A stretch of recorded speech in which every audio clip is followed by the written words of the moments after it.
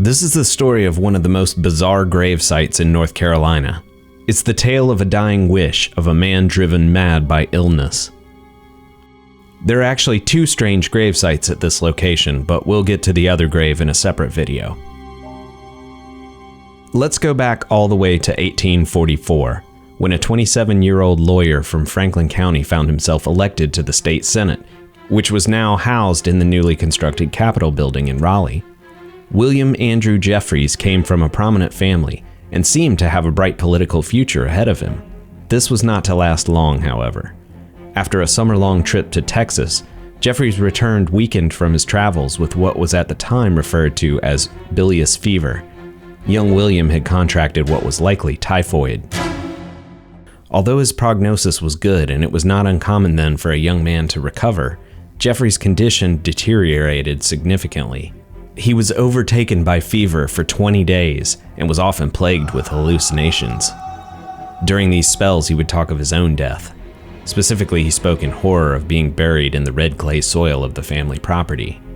It seems he was particularly terrified of having his body eaten by worms. "Bury me in the rock," he would beg his father.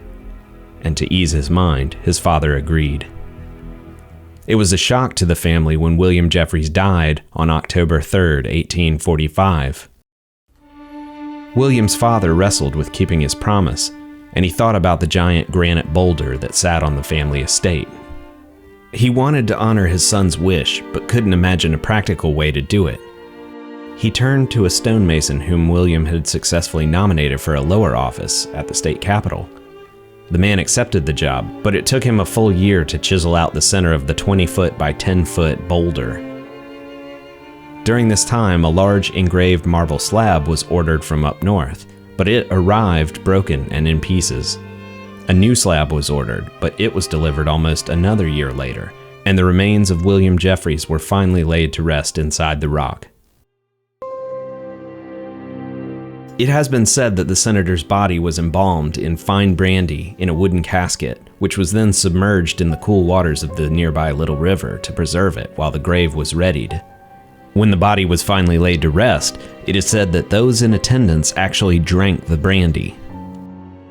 Unfortunately, this is legend. The body was stored inside a handmade walnut coffin, which was housed inside a temporary brick vault.